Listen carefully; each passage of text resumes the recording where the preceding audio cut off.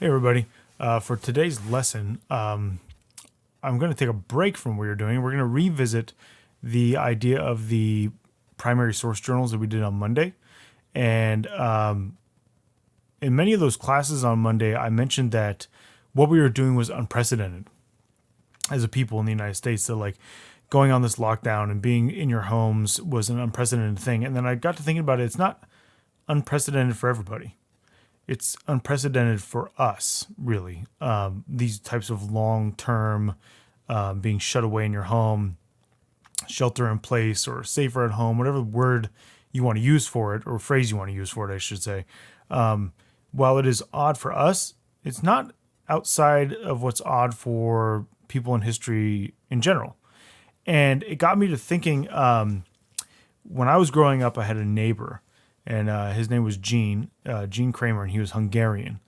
And he used to tell us the stories about when he was a kid from Hungary, because it's very different from here. Hungary, if you don't know, is in Eastern Europe.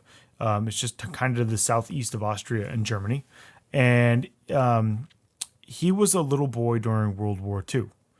And he told us the story once of what happened and what it was like when the Soviet Union invaded Hungary to push out the Nazis. So at the beginning of the war, the Nazis took over Hungary. And in 1944, near the end of 1944, the Soviets moved into Hungary to retake it as part of their push west to help end the war. Because the West, what we would have called the Eastern Front and the Russians would have called the Western Front, was a major part of us helping win that war, the United States. It would have been much harder to do without the Soviet Union. And they're pushing into Hungary, and the capital of Hungary is Budapest. And there's a thing called the Siege of Budapest, which I only just learned about because I was thinking about this, and I was like, I'm going to tell you guys a story about him having to shelter in place. And then I was like, well, I don't really know specifics about the event he always told me about. Like, I'd heard the story multiple times. And so I looked it up. And it turns out that the Siege of Budapest is an extremely famous thing from World War II I'd never heard of. Which goes to show you how much stuff happened in World War II, because I'm a huge World War II history guy.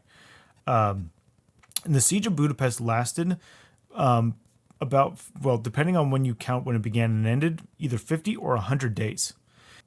So he told us a story from when he was a kid in World War II. So he was 7.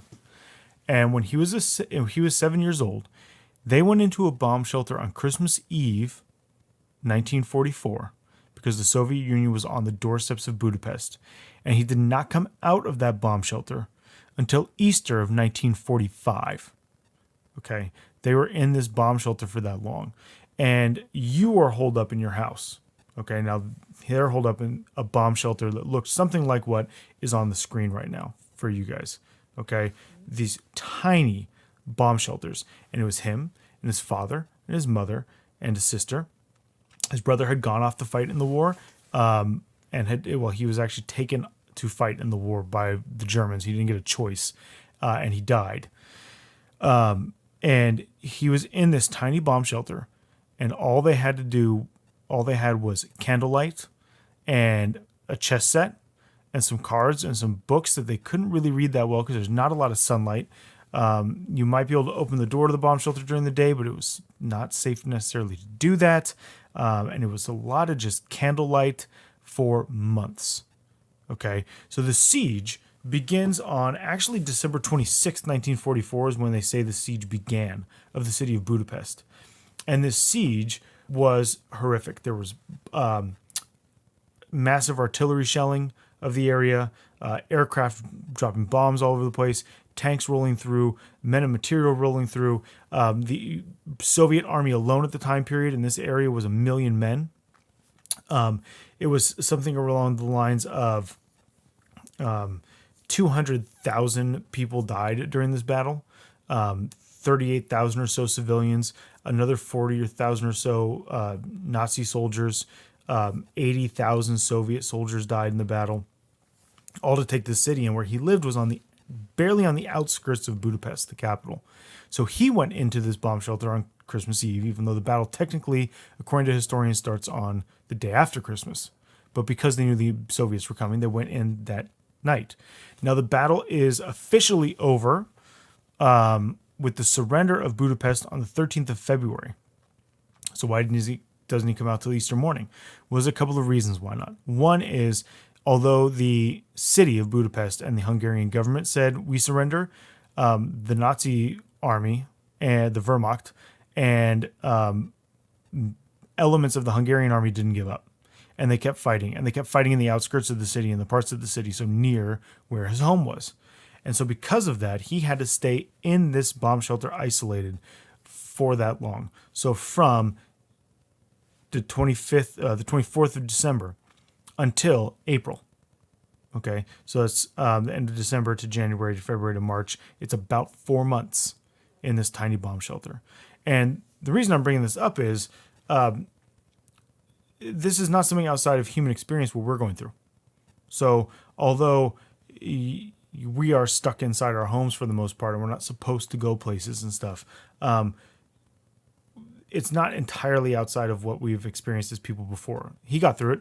He, as a 7-year-old, came out of the bomb shelter, and actually this is a sad part of the story. The Soviets rounded up people they thought were sympathetic to the Nazis and shipped them off to probably areas of Siberia to work in death camps, basically. Because if you remember, Stalin was not a lot better than Hitler in terms of history. And Gene's father was taken. When they came out of the bomb shelter about a week later, he told me, when I heard the story a couple of times that he told it to me, his father was taken and he never saw him again, just like he never saw his brother again. So when he emigrated here to the United States at the age of like 18 or 19, he's told this story. Now, Gene has passed. He's not around anymore. And he never, as far as I know, wrote this story down. So when I die and this video is gone, and his son is dead, and his wife is dead, there will be nobody to tell a story anymore because he didn't write it down. It doesn't exist as a primary source anywhere. Not that I know of, and not that I was ever told by him. So that's the importance of these primary records that you're creating, these primary sources. One day, all of us will be gone, and the only thing historians will have to look back at is what they have as a written record. Even a video could be gone. Even this video could be gone one day. Who knows what's going to happen in 45 years to the servers at YouTube that this thing is stored on? It could be gone. We have no idea. So it's these records that have to be kept, and that is the importance of it, because it's a fairly amazing story that goes along with the Siege of Budapest, that these families, some of them who lived in the outskirts, had to go into their bomb shelters, these tiny bomb shelters, for 4 months at a time. So today's lesson is basically going to be for you to add to your journal today, and that's it. I'm not going to add anything else. You're just going to add into your journals today, and you're going to answer the question prompts that I'm going to give you, and you're going to put that into your journal. So even if you're 6th grade and you're only doing one a week, you're just going to do this today, so it'll be either count as your one if you haven't done it yet, or it can be a second one if you've already done one, okay?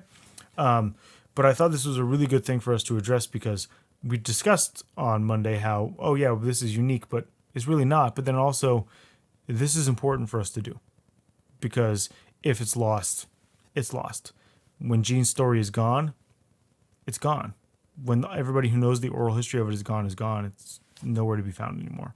So keep that in mind as you write down what you're doing in the journals this next couple of weeks. One, hopefully this isn't 4 months that we're doing this like Gene did. And two, you have it way better than he had it. So if you can imagine 4 months stuck in a tiny bomb shelter with your family, and all you've got is some candles and chess sets and a few books, not a lot of books and not a lot to read them by, that would have been pretty rough. Okay, so go ahead and go to the classroom assignment, and I want you to go ahead and do your journals today based on that, the prompt that I've given you there, and remember Gene's story that I told you about his time in that bomb shelter as a kid. All right, I will talk to you tomorrow.